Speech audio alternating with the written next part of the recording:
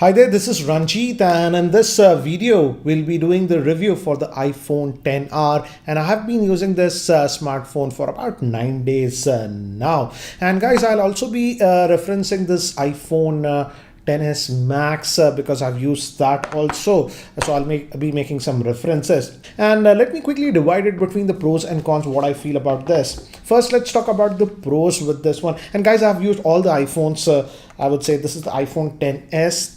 This is the XR and this is the XS Max. And as you can see, I feel in terms of size, screen size, this XR is the ideal screen. It's neither too big nor small.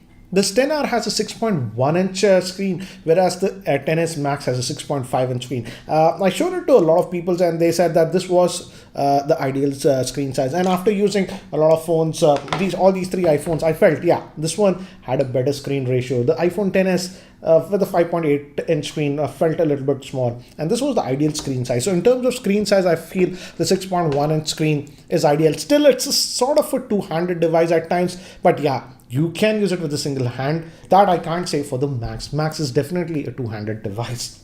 But yeah, it comes with the IPS LCD screen. It is not having the AMOLED screen that is used on the XS and the XS Max. So that is something you have to note. And also in terms of screen resolution, the XS Max is having a higher resolution screen.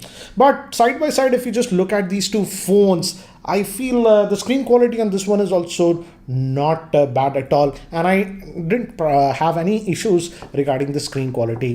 This also gets very bright in outdoor lighting conditions in direct sunlight. I had no issues. Now coming to the build quality, it's typical old iPhones.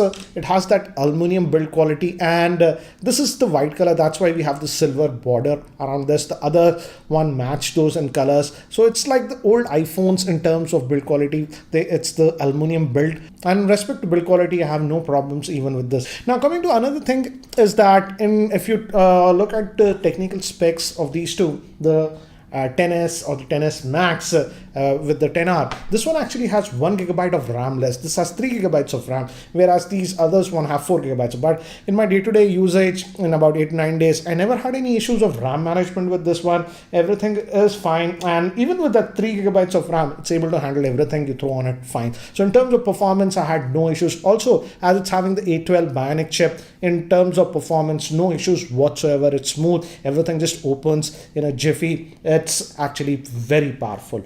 Now I like the fact that it still retained the stereo speakers just like the elder iPhone XS Max and the XS. So no issues regarding that. The speaker quality is very good, very loud. I took a lot of calls while speakerphone. I had no issues. Now moving to cellular call quality, I mostly tested this with Airtel here in Hyderabad and I had no issues regarding the cellular call quality also.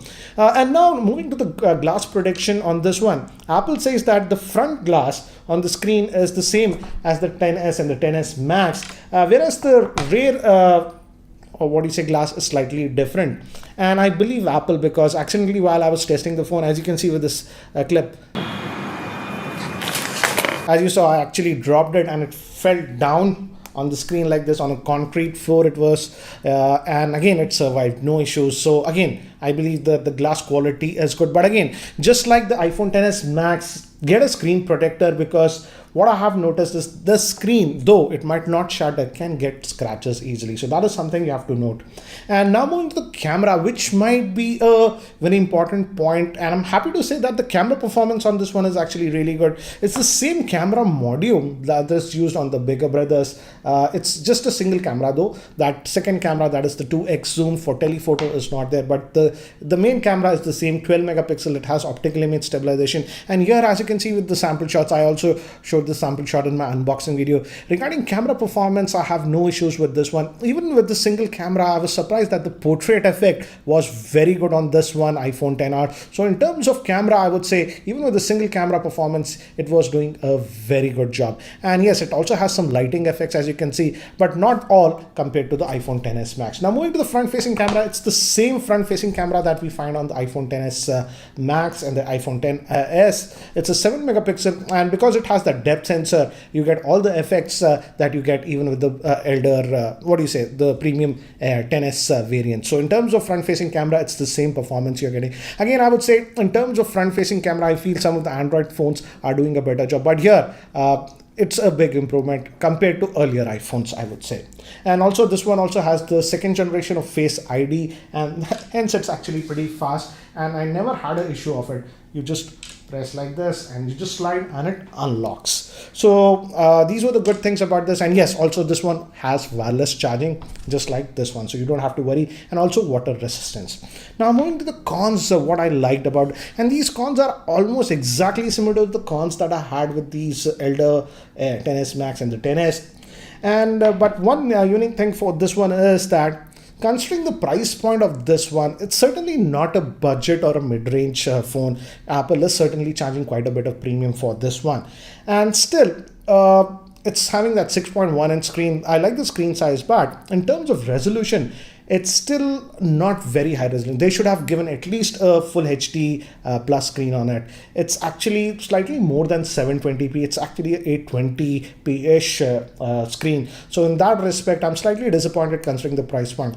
In terms of screen quality, the screen quality is good. I had no issues with it. But again, considering the price point we are paying, I feel they should have gone with the full HD plus on this one. Also, regular problems with iPhone that we get in the box. The charger supplied is a very slow charger, though the device supports fast charging, and also no 3.5mm headphone jack adapter. And another thing is that if we compare it with these other iPhones, the bigger ones, and even the earlier iPhones like iPhone 7, iPhone 8, etc., all had 3D touch functionality. The 3D touch functionality is removed on this one. Apple tries to simulate that with haptic touch, and then quick toggles and stuff, it works, but in some areas I still find it missing. You might not use this too much, but yeah, that is also missing on the iPhone XR. And lastly, I forgot about the biggest advantage of the iPhone XR. This is in terms of battery life. This is the only iPhone I would say that could last me for almost 2 full days without putting on charge. So you can actually get 2 days worth of battery life on this one. So in terms of battery life, this one is the best iPhone I have tested till date. So battery life is really, really good. Even if you're sort of a heavy user, it will give you about easily about 1.5 days of battery life. And for most users, for about 2 days. So that's the biggest advantage I feel. In terms of stamina, it's having highest stamina, even better than the iPhone XS Max. So that was the biggest thing that I liked about this one. Now, moving to my conclusion about this phone. Overall, it's a very practical phone. As you can see, very good battery life. The screen size is good. Yes, there are some cons. They don't go with a very high resolution screen and other stuff. But will this phone sell that much in India? And I think so. It might not sell that much in India, though it's actually way more practical phone, I would say, due to the pricing in India.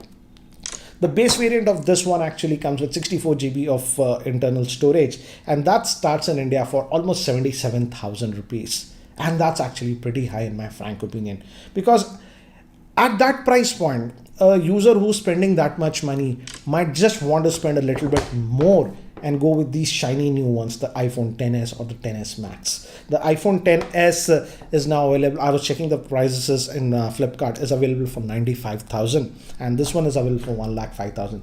So person who's already spending this much, let's say 77,000 for the iPhone XR, he might just decide, why not I spend a little bit more and get the flagship ones. So I feel, frankly, though this is a very practical phone, but due to the pricing in India, almost at 77,000, I don't think so this is going to sell that well. I frankly feel Apple should have been aggressive in pricing this one. If only this was priced around, let's say 60 or 65,000, this would have made a lot more sense, because at that price, at 77,000, many of the buyers, at least in India, will opt for the higher and XS or the XS Max variant. That's my frank opinion. Anyways, guys, that was my review for the iPhone XR. If you have any other questions regarding this iPhone XR, do let me know in the comment section below. I'll be more than happy to answer them. And guys, if you're still not subscribed to my YouTube channel, hit that subscribe button. This is Ranjit, and I hope to see you in my next video. Take care, guys.